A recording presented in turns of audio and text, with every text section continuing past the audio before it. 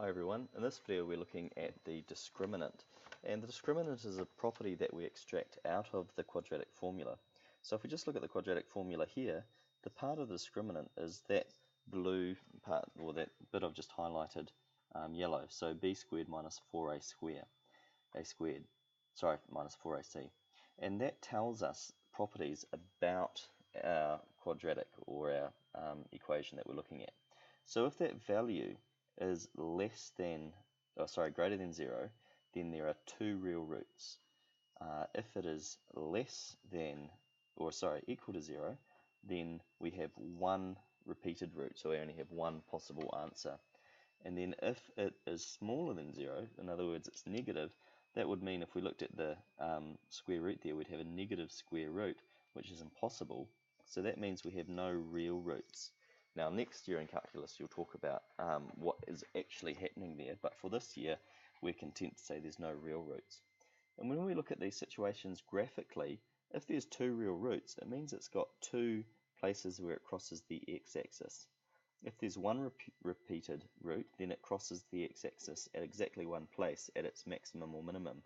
And if there is no real root, there is nowhere where the graph crosses the x-axis, and that's why there's no real root. So those are graphical explanations of what's going on. So let's look at an example. So this example here says calculate the value of the discriminant and hence state the number of roots for this quadratic equation. So for this equation, a is 3, b is negative 4, and c is 5.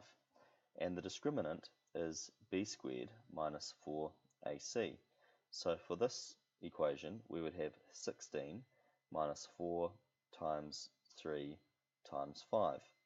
So that would be 16 minus 60, which would be negative 44. Okay, so since the discriminant is less than 0, so we can say since b squared minus 4ac is smaller than 0, that means that there are no real roots. So there are no real roots.